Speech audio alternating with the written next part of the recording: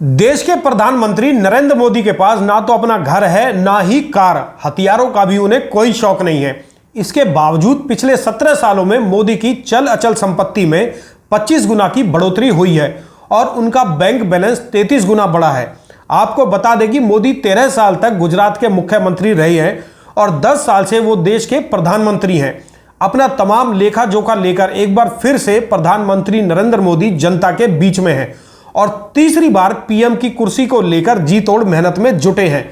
दोस्तों नमस्कार, मैं हूं संजय कपूर और आप देख रहे हैं सिटी मेल न्यूज की स्पेशल रिपोर्ट। आपको बता दें कि नरेंद्र मोदी ने गुजरात का मुख्यमंत्री रहते हुए पहली बार साल 2002 में विधायक का चुनाव लड़ा था। इसके बाद वो लगातार गुजरात के मणिपुर से साल 2007 और 2012 में विधायक का चुनाव जीतते रहे।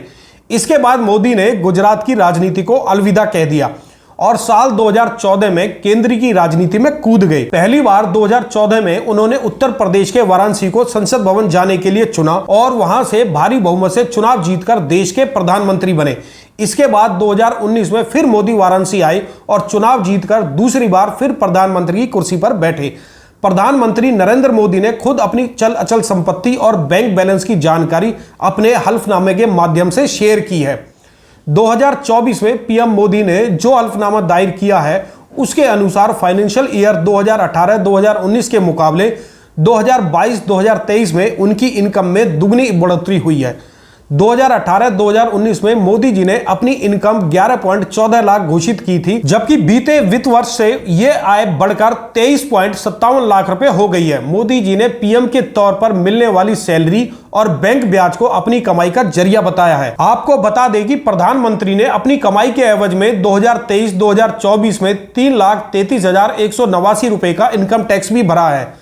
नरेंद्र मोदी को हथियारों का शौक नहीं है और ना ही उनके ऊपर किसी तरह का क्रिमिनल केस है। पिछले 15 सालों से उन्होंने ज्वेलरी भी नहीं खरीदी है। हाँ, उनके पास खुद की 4 सोने की अंगूठी जरूर है। पीएम मोदी की चल अचल संपत्ति कुल 3,02,06,889 रुपए की है, जबकि पिछले 5 साल में जो दुगनी हो गई है। साल 2007 में गुजरात चुनाव से देखें तो यह संपत्ति उस वक्त 1,41 लाख रुपए थी, जिसकी कीमत अब बढ़कर 25 गुना हो गई है। 2024 के हल्फनामे में मोदी ने गुजरात के गांधीनगर में अपनी उस संपत्ति का जिक्र नहीं किया है जो उन्होंने मान मंदिर फाउंडेशन को दान में दे दी है।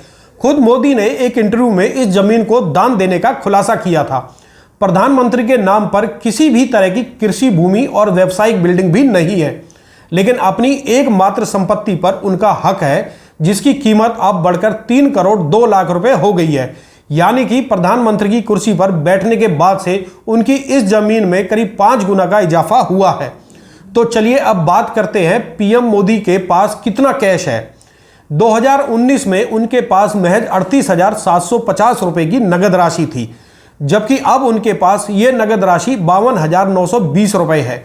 वहीं बात करें बैंक में उनके पास कितनी धनराशि जमा है, तो आपको बता दें कि पीएम मोदी के पास स्टेट बैंक ऑफ इंडिया की गांधीनगर ब्रांच में 73,304 रुपए जमा है। वहीं वाराणसी के स्टेट बैंक ऑफ इंडिया में 7,000 रुपए जमा है। मोदी के पास इसी बैंक में 2,85,60,338 रुपए का फिक्स डिपॉजिट भी है, जबकि 2019 में उनके पास बैंक में 1.27 करोड़ रुपए का डिपॉजिट था। पीएम ने कुछ पैसा सेविंग, इंश्योरेंस और निवेश स्कीम में भी लगा रखा है।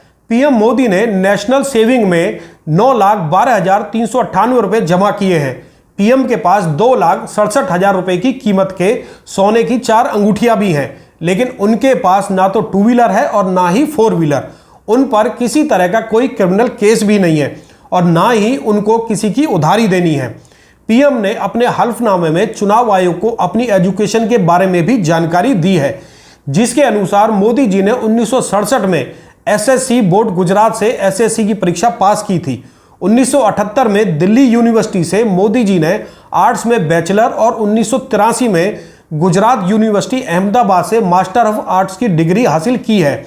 इस तरह से चुनाव आयोग को दी गई जानकारी में प्रधानमंत्री नरेंद्र मोदी ने अपनी पूरी डिटेल बताई है।